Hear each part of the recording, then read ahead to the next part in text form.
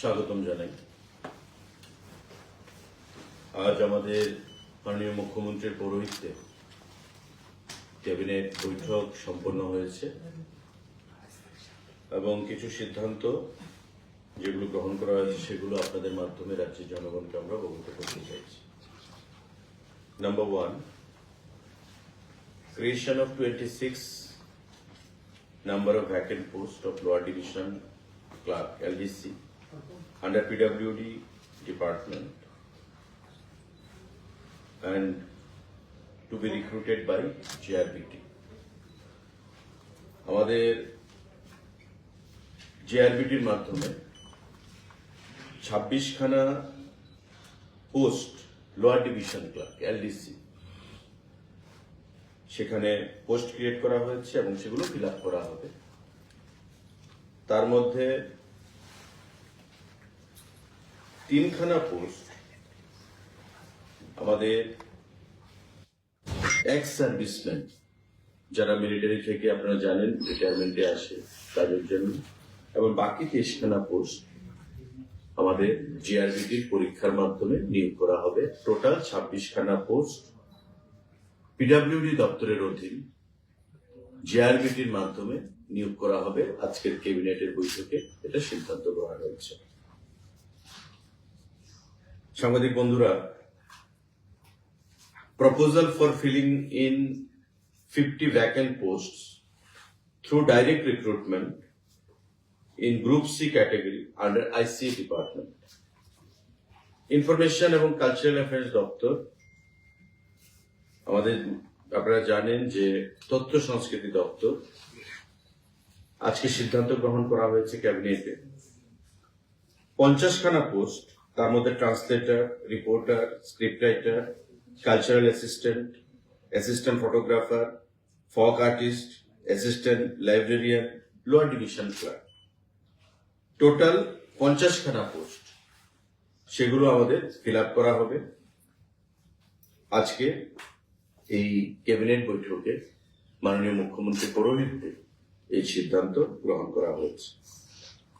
এই 50খানা পোস্ট, তার মধ্যে আমি আবার বলছি কোন কোন সেক্টরে সেটা: ট্রান্সলেটর 1খানা পোস্ট, রিপোর্টার 13খানা পোস্ট, স্ক্রিপ্ট রাইটার 1খানা পোস্ট, কালচারাল অ্যাসিস্ট্যান্ট 7খানা পোস্ট, অ্যাসিস্ট্যান্ট ফটোগ্রাফার 1খানা পোস্ট, ফক আর্টিস্ট 2খানা পোস্ট, অ্যাসিস্ট্যান্ট লাইব্রেরিয়ান 1খানা post, lower division clerk LDC 24খানা পোস্ট।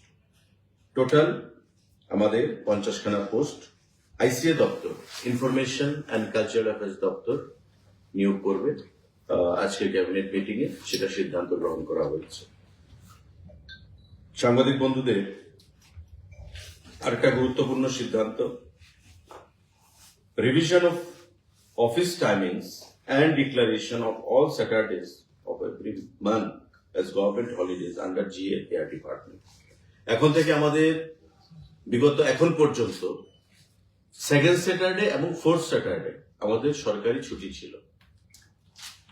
এখন থেকে মাসের প্রতিটা শনিবার সরকারি ছুটি থাকবে, অর্থাৎ শনিবার এবং রবিবার। শনিবার এবং রবিবার এখন থেকে সরকারি ছুটি থাকবে।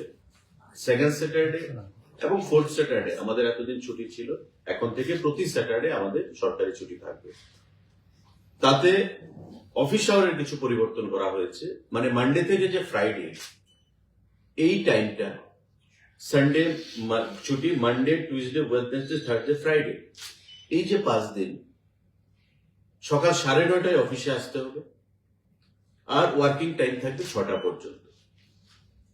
আগে হতো 10টা থেকে 5টা, এখন আসবে 9:30টায় এবং 6টা। আধা ঘন্টা আগে শুরুয়াত আর 1 ঘন্টা পেছন। তার বদলে প্রতি শনিবার এখন থেকে সরকারি ছুটি হিসাবে সেখানে ঘোষণা করা হয়েছে। আজকের এই ক্যাবিনেট মিটিং এ গুরুত্বপূর্ণ সিদ্ধান্ত গ্রহণ করা হয়েছে। এবং এখন থেকে আমাদের যে গত কয়েকদিন আগে একটা সিদ্ধান্ত ছিল যে রোস্টার ভিত্তিতে 50% আসবে, এটা বলবৎ থাকবে না। As usual group C, group D যারা ছিল আগে কর্মচারীরা অফিসে আসতো, এইভাবেই তারা অফিসে আসবে। জাস্ট ডিসিশনটা একটু অ্যামেন্ডমেন্ট করা হয়েছে। শনিবারে প্রতি শনিবারে ছুটি থাকবে, আর 9:30 সকালে অফিসে আসবে, আর 6টা সন্ধ্যা পর্যন্ত অফিস আবার গুলি বিবেচিত হবে। লাগু কবে থেকে? Immediate effect. 50% থাকছে না? না, আগের যে সিদ্ধান্তটা সেটা আর থাকছে না, এটা অবসোলেট হয়ে গেছে, ডিজলভ হয়ে গেছে। আমাদের austerity measures for achieving economy in government expenditure under the department. আপনারা জানেন যে আমাদের বর্তমান সারা বিশ্বে যে অস্থিরতা, একটা যুদ্ধকালীন পরিবেশ, এবং এতে করে ক্রুডের দাম বা ক্রুডের আমদানিতে ব্যাঘাত ঘটা থেকে শুরু করে সমস্ত দিক থেকে একটা অস্থিরতা তৈরি হয়েছে, এবং সেটাকে মাথায় রেখে প্রধানমন্ত্রী মাননীয় নরেন্দ্র মোদীজি কিছু ডাইরেক্টিভস সারা দেশবাসীকে দিয়েছেন, দপ্তরগুলোকে দিয়েছেন, রাজ্যগুলোকে দিয়েছেন। এবং ইতিমধ্যে আমাদের রাজ্যের মাননীয় মুখ্যমন্ত্রী কিছু ডাইরেক্টিভস বিগত দিনেও পেশ করেছেন, যে খরচ কমানোর জন্য পেট্রোলের ব্যবহার যত কম করা যায় বা খরচ কমানো যায়। তো সে বিষয়ে আমাদের কিছু সিদ্ধান্ত সেখানে গ্রহণ করা হয়েছে, বা একটা ডাইরেক্টিভস কিছু দেওয়া হয়েছে, যে এখন থেকে, যেটা আপনারা আগেই জানেন, যে সিদ্ধান্তগুলো সেখানে ঘোষণা করা হয়েছিল সেগুলো আবার একটা আমাদেরকে আজকে ক্যাবিনেট মিটিং এটা আলোচনা হয়েছে, যে 75% government meeting shall be conducted through virtual mode. Government meeting চেষ্টা করা হবে যেন ভার্চুয়াল মোডে তৈরি করা যায়। আমাদের lighting, DJ set, large scale political gathering যত কম করা যায়। আমাদের জোর দেওয়া হবে procurement and outsourcing of electric vehicles. Petrol দিয়ে, ডিজেল দিয়ে আমরা জানি গাড়ি চলে, এখন জোর দেওয়া হবে যাতে ইলেকট্রিক ভেহিকলস এর ব্যবহারটা বেশি বাড়ানো যায়, এবং CNG vehicles in the secretariat কমপ্লেক্সের মধ্যে আমাদের চার্জিং স্টেশন করার একটা চিন্তা ভাবনা থাকবে। আমাদের যারা মন্ত্রীরা রয়েছে আপনারা জানেন, এসকর্ট ব্যবহারে সেখানে বেশি এসকর্ট ব্যবহার না করা যখন আমরা আগরতলা শহরে থাকবো, এই বিষয়গুলো। আমাদের ডাইরেক্টর এবং ডাইরেক্টরেট লেভেলে যারা অফিসাররা রয়েছেন, গাড়ি ব্যবহার বেশি না করা, সেই সিদ্ধান্ত গ্রহণ করা। হাইব্রিড মোডে মানে ভার্চুয়াল মোডে যত বেশি মিটিং সম্পন্ন করা। রাজনৈতিক যে দলগুলো, সেই রাজনৈতিক দলগুলোকে যত সংখ্যক মিছিল মিটিং এগুলো ব্যবহার করা, মানে মিছিল মিটিং কম করা, যাতে গাড়ির ব্যবহার বেশি না হয়। এমন মিছিল মিটিং না করা যেখানে uses or engagement of vehicle will be more, এবং কারণ বেশি ভেহিকেলের এঙ্গেজমেন্ট হলেই সেখানে পেট্রোলের খরচ আসবে। তো এই জিনিসগুলো সেখানে সিদ্ধান্ত গ্রহণ করা হয়েছে, এবং প্রতি দপ্তরকে সেখানে এগুলো পালন করার জন্য আমাদেরকে বলা হয়েছে আজকের এই সাংবাদিক বৈঠকে। সাংবাদিক বন্ধুরা, আরেকটা সিদ্ধান্ত, filling up the post of 5 number of inspector of small savings group insurance এবং ইন্টারন্যাশনাল ফিনান্স দপ্তরের অধীন, অর্থ দপ্তরের অধীন ইন্সপেক্টর স্মল সেভিংস 5খানা পোস্ট নিয়োগ করা হবে। আজকের এই ক্যাবিনেট মিটিং এ এটা সিদ্ধান্ত গ্রহণ করা হয়েছে। 5খানা post inspector of small savings finance দপ্তরের অধীন, সেটা সিদ্ধান্ত গ্রহণ করা হয়েছে আজকের এই ক্যাবিনেট মিটিং এ। এই সিদ্ধান্তগুলো আজকে 5খানা সিদ্ধান্ত, গুরুত্বপূর্ণ সিদ্ধান্ত গ্রহণ করা হয়েছে আপনাদের অবগতির জন্য, জনগণের অবগতির জন্য ক্যাবিনেট মিটিং এর মাধ্যমে আমরা অবগত করব। কারণ যদি কোনো प्रश्न থাকে। सर, टोटल नौकरी कितना क्रिएट किया गया है, किन डिपार्टमेंट? हमारे पीडब्ल्यूडी डिपार्टमेंट में 26 जो लोअर डिवीजन क्लर्क, 50 हमारे ICA information and cultural affairs जो डिपार्टमेंट है उसमें हो गया, तो 76 हो गए यहाँ पे, और 5 हमारे फिनांस डिपार्टमेंट के अधीन जो इंस्पेक्टर ऑफ स्मॉल सेविंग्स, इसमें 5 81 टोटल 81 पदों के लिए आज कैबिनेट बैठक में जो आलोचना हुआ है हमारे माननीय मुख्यमंत्री के उपस्थिति में, चेयरमैनशिप में, 81 लोगों को जो डिपार्टमेंट पे इसमें नियोग मिलेगा, नियुक्ति, और आने वाले दिनों में जो दफ्तर है उसकी कार्यवाही करेंगे। टीपीएससी करेगा, जीआरबीटी करेगा, इन टीपीएससी और जीआरबीटी के माध्यम से ये 81 जो रिक्रूटमेंट उसको हम खत्म करेंगे। सर শনিবারের ব্যাপারটা কি ফর দ্য টাইম বিং নাকি না, এটা তো আজকে সিদ্ধান্ত হয়েছে নট ফর দ্য টাইমিং, এমন কোনো আলোচনা আসেনি বা আলোচনা হয়নি যে এখন থেকে 9:30 অফিস আওয়ারে আসবে, 6টা অবধি থাকবে, আর শনি রবি দুদিন বন্ধ থাকবে। सर पेट्रोल के कारण से जो देश में जो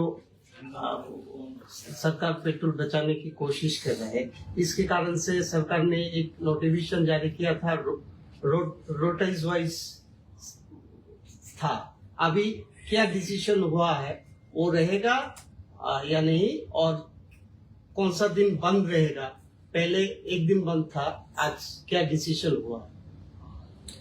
जैसे कि मैंने बोला है कि आज की कैबिनेट बैठक में ये सिद्धांत हुआ है कि पहले शनिवार को सेकेंड सैटरडे और फोर्थ सैटरडे एक महीने में ये दोनों दिन बंद हुआ करता था, लेकिन आज ये सिद्धांत हुआ है माननीय मुख्यमंत्री के चेयरमैनशिप पे कि अभी से हर शनिवार को ऑफिस बंद रहेगा।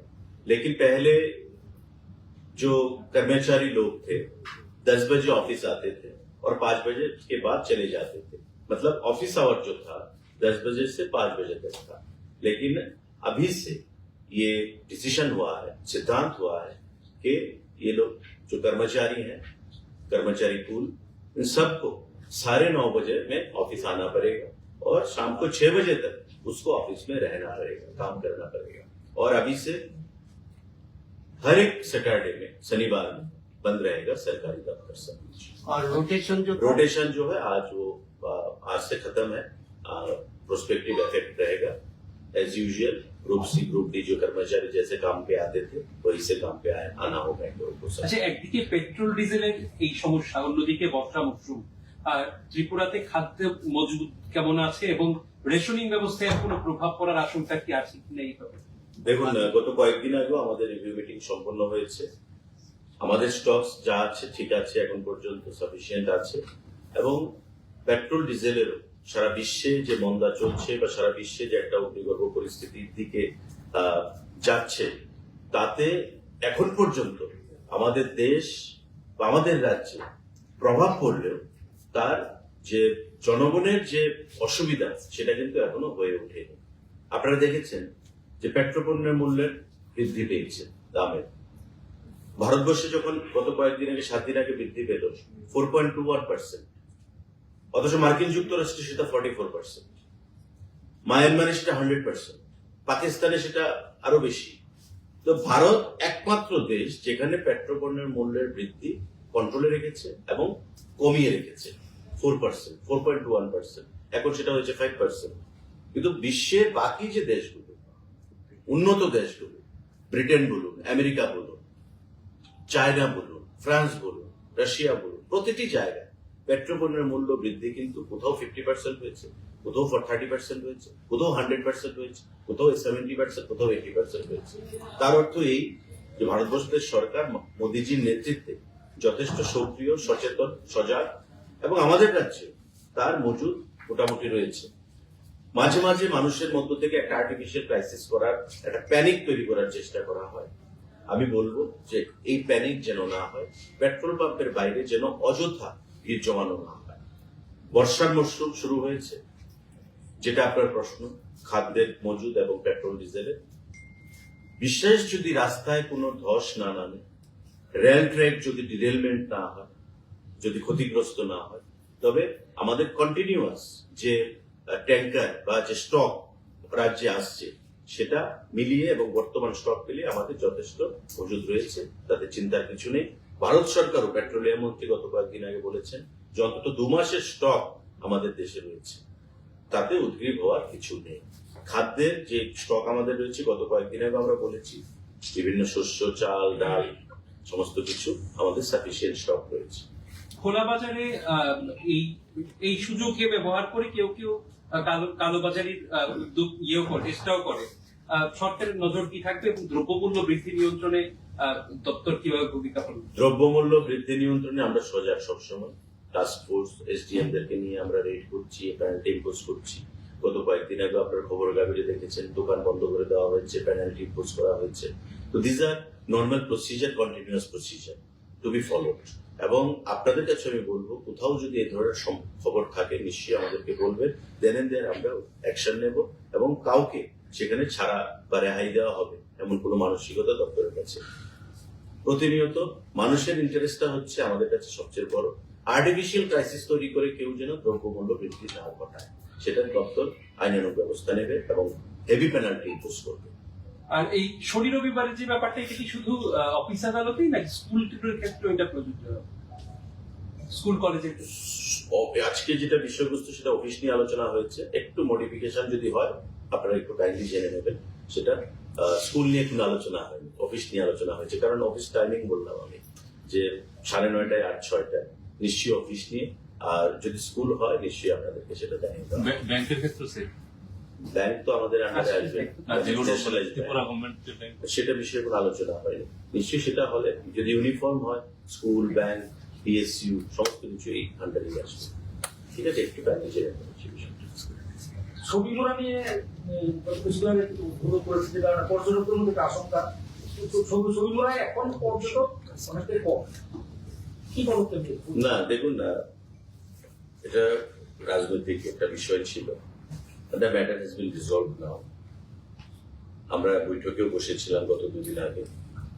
একটা অনাকাঙ্ক্ষিত পরিবেশ তৈরি হয়েছিল যে ছবি মোড়া যেটা সোসাইটি রয়েছে, যেটা ছবি মোড়াকে পরিচালনা করে শুধু বোটিংটা, বাকি জিনিসগুলো নয়, ওই বোটিংটাকে পরিচালনা করে এবং একটা টাকা তারা, যারা টুরিস্টরা যান, যারা বোটিং করেন, তাদের কাছ থেকে একটা অর্থ তারা পান।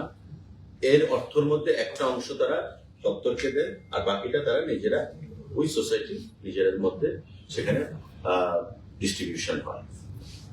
বর্তমানে এডিসিতে যে সরকার এসছে, মানে যে ডিস্ট্রিক্ট কাউন্সিলে, সেখানকার নির্বাচনে জয়ী হওয়ার পর তাদের সমর্থকরা যে দাবি তুলে যে এখন থেকে আমরা এই সোসাইটিকে পরিচালনা করব। কিন্তু যে সোসাইটির সঙ্গে দপ্তরের এগ্রিমেন্ট রয়েছে তা 27 পর্যন্ত অ্যালাইড রয়েছে, 2027 পর্যন্ত। বাই লজ অনুযায়ী বা আমাদের এগ্রিমেন্ট অনুযায়ী, as per law, as per agreement, as per system, আমাদের সেটা 2027 পর্যন্ত রয়েছে। তা আমরা এই এগ্রিমেন্ট ভায়োলেট করতে পারবো না বা ব্রেক করতে পারবো না।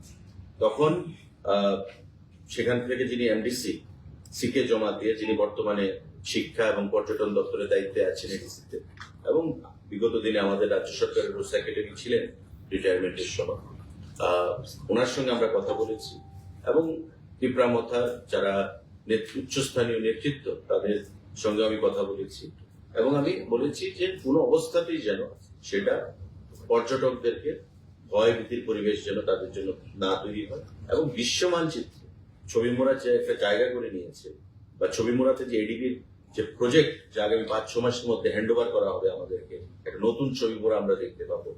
তো তা যেন কোনো অবস্থাতেই হ্যান্ড ওভার করা না, মানে ডিস্টার্ব না হয় বা হ্যাম্পার না হয়। এবং তারাও আমাদেরকে আশ্বস্ত করেছেন যে এই বিষয়গুলো যদি আমরা বিবেচনা করি তবে একটা অ্যামিকেবল সলিউশন আলোচনার মাধ্যমে আমরা করতে পারি।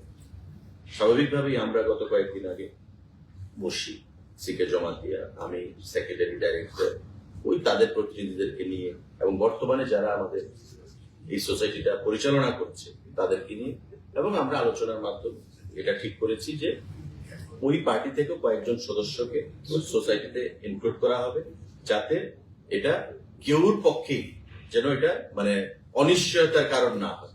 প্রত্যেকেই যেন সেখানে শান্তিপূর্ণ পরিবেশে সুন্দরভাবে সোসাইটিটা পরিচালনা করতে পারে এবং রুজি রুটি তারা আর্ন করতে পারে। তো সেই বিষয়ে আমাদের আলোচনা সমাপ্ত হয়েছে এবং তারাও যথেষ্ট আশ্বস্ত হয়েছেন এবং আগামী দিনে সুন্দরভাবে ছবি মোড়াকে পরিচালনা করবে এই আশ্বাস তারা আমাদেরকে প্রদান করেছে। ত্রিপুরা সরকারের মুখপাত্র হিসেবে আপনার কাছে প্রশ্ন যে আজকেও আসাম বিধানসভা ইউসিসি ইমপ্লিমেন্ট হয়েছে, ত্রিপুরাতে কি গভর্নমেন্ট এটা নিয়ে কোনো ভাবনা চিন্তায় আছে কি? দেখুন, ইউসিসি একটা এমন বিষয়, ইউনিফর্ম সিভিল কোড, এটা খুবই গুরুত্বপূর্ণ বিষয় এবং আমাদের দলের, আমাদের রাষ্ট্রীয় মানে ভারতীয় জনতা পার্টি বা কেন্দ্রীয় সরকারের একটা প্রাধান্যের মধ্যে রয়েছে এমন একটা বিষয়। যে কোনো সিদ্ধান্ত এটা মুখপাত্র হিসাবে এটা বলা ঠিক হবে না, কারণ ত্রিপুরা রাজ্যে এখনো এই বিষয় নিয়ে কোনো আলোচনা হয়নি। যা আলোচনা হবে মাননীয় মুখ্যমন্ত্রীর নির্দেশে ওনার সিদ্ধান্ত হবে এবং কেন্দ্রীয় সরকারের প্রধানমন্ত্রী স্বরাষ্ট্রমন্ত্রীর নির্দেশেই হবে। যখন হবে নিশ্চয়ই আপনারা সেটা জানবেন। Thank you.